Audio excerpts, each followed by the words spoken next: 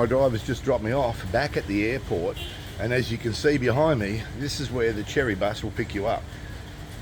I booked my tickets online, and the Cherry bus is going to be here in about an hour or so. I came a little bit earlier, I didn't want to miss it.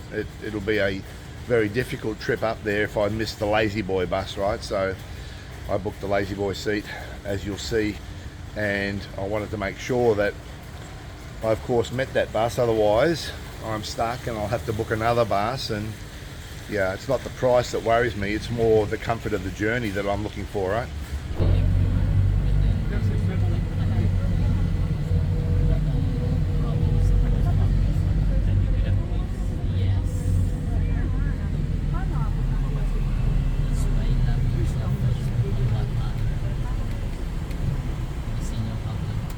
Having arrived in our van, it's now time to load the bags into the Cherry bus for our next leg onto El Nido.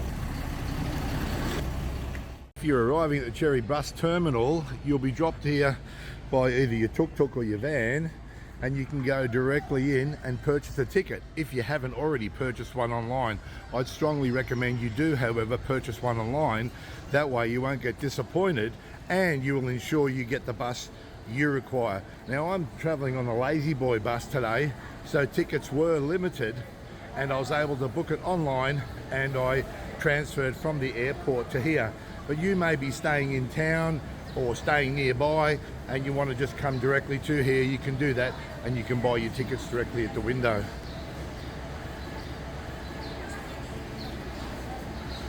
It's quite a large terminal. It has lots to offer here, lots of goods. It even has a little pharmacy, toilets, everything you need. So no need to fuss over making sure you got last minute items, it's all there. I like their seat configuration because as a solo traveller I could have my own seat on the right hand side of the bus and wasn't disturbing anybody sitting alongside me.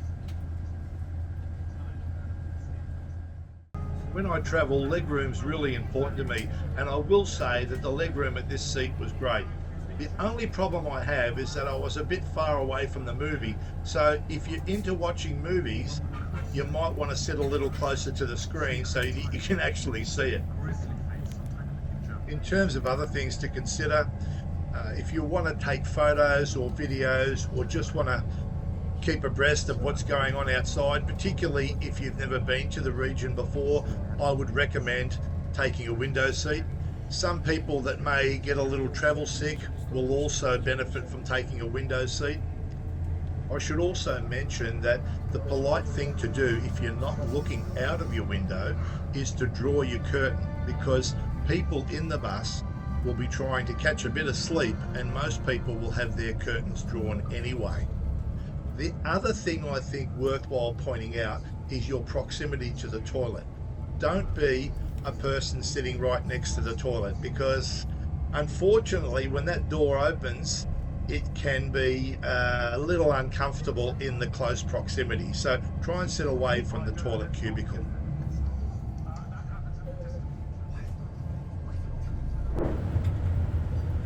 We're now well into the trip, and I just thought I'd turn the camera on and give you an indication as to what the journey's currently like. It's been pretty smooth and comfortable up until now. We've just started to hit some windy and bumpy roads, so much so that the people that were asleep are now awake, and they've opened their curtains so they can see what's going on outside. You can see their seats are still inclined, and I must say though that I am still pretty comfortable sitting in my solo Lazyboy seat here, so no regrets at this stage.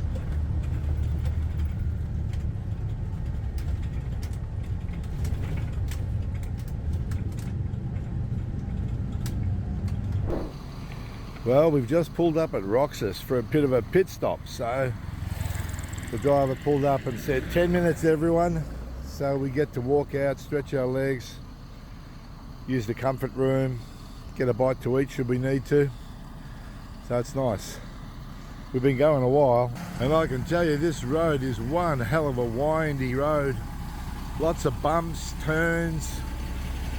I'd hate to be doing it in a van. I think it's much more comfortable than this big bus. At least you can lay back, you got lots of leg room, you're not bumping into everyone on the van. This is a beautiful restaurant here. Great views.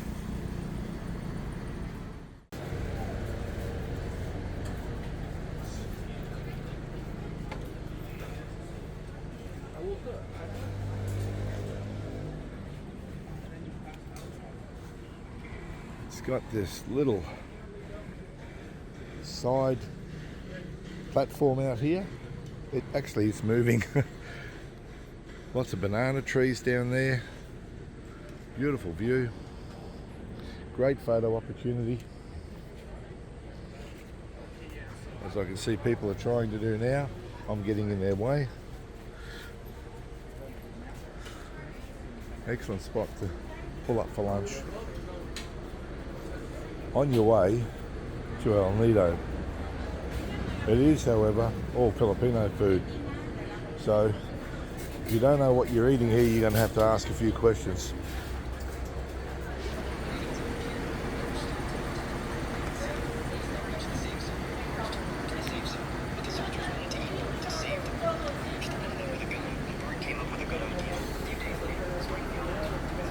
The vans have just pulled up and out come the people in the vans.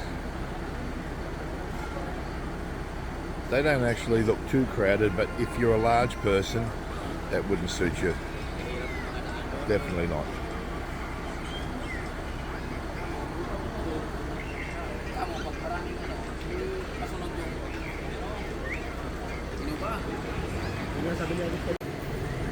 Well, this guy's staggering in. He's just got out of the van, and I guess that's kind of how you feel after you've been squashed up in there for a while.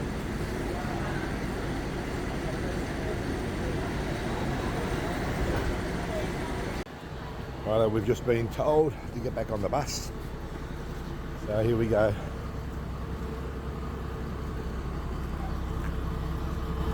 Off to our next destination.